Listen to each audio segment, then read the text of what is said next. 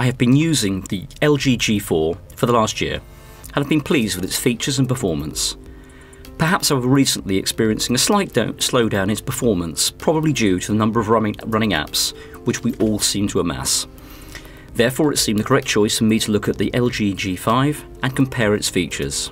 Changing phones has become much simpler over the years, with Google taking care of most of the apps being transferred. LG has its own app loaded called LG Backup, which should make this a seamless affair, as it should back up from my old G4 and transfer to my G5. Alas, while it seemed to go through the motions of completing this and connect, I did not manage to get it to work, which could be as much of a fault of the user error as it was the app itself.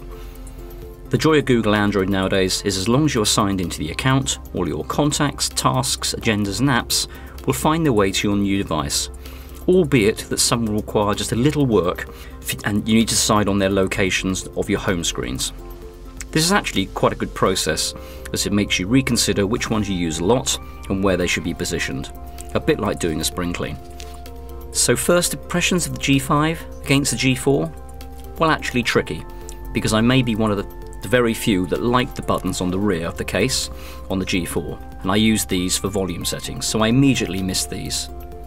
My G4 also had the black leather back that made it stand out from other smartphones, so I was going to miss both of these. The charger has moved to a USB-C, which is the best for the long run, but just means I have to replace a lot of cables in the car, office and at home. And one of my smaller power banks that I used to carry has a micro USB cable attached, so it is now redundant. It is genuinely something to consider if you have other family members using micro USB, as where you used to share charging solutions, I now have to have my own. However, in the long term, it should be a good move. I just need to upgrade my wife's and son's phones to be compatible. The premium design, however, is good, albeit very similar in looks to most modern smartphones. The fingerprint sensor is a welcome addition that will allow easier yet more secure access to the phone, especially as I've recently added and loaded Android Pay. The password button also acts as the power on button, which again I feel is an improvement.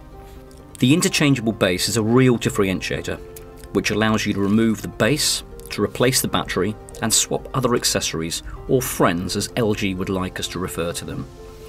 I will review these in details at a later date, but my impressions of these have been positive, with the Cam Plus being the one that very likely I will want to carry with me, as it makes taking photos on the G5 easier and boosts the battery as well. Once fitted, whilst making the G5 slightly bulky, it's ergonomically better when you want to take photos, and the zoom dial much easier to use than the on-screen control. This brings me on to the new features of the camera.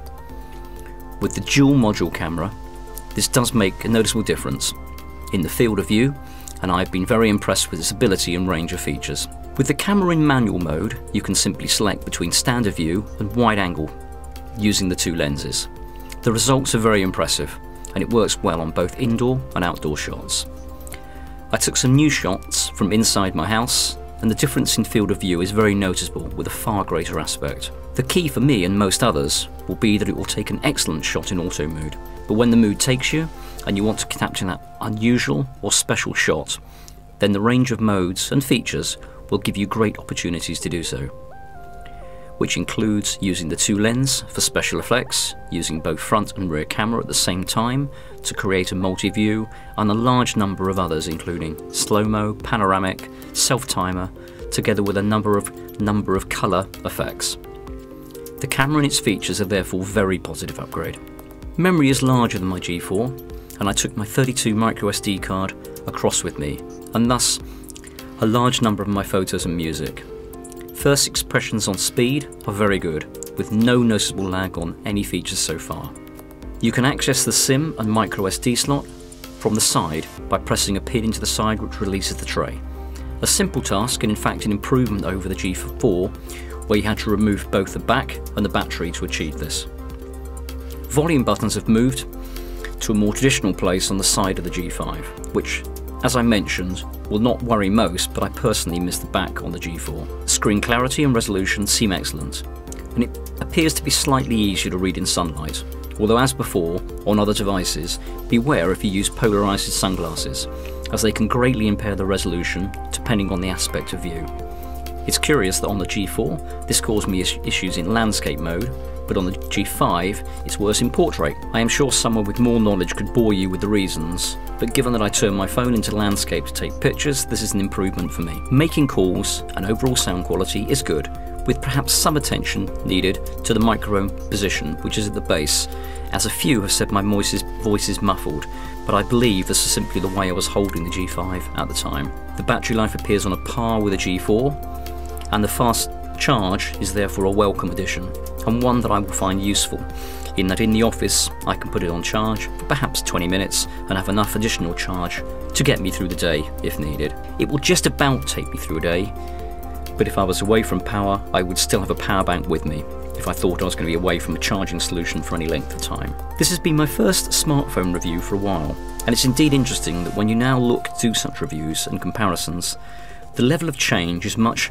more in slight improvements rather than groundbreaking changes, irrespective of what the manufacturer's marketing team would like you to believe. In summary, therefore, the G5 is a good improvement over the G4, and I believe is a strong contender as one of the best smartphones on the market at this stage. The addition of the Friends is an innovative step, and I hope third parties are encouraged to develop others in the near future. I like the additional camera features, better processor and extra RAM, which seems to make it quicker, faster charging and fingerprint sensor as the main improvements. I think the Cam Plus will stay with me and get used, so it gets to stay as my current smartphone.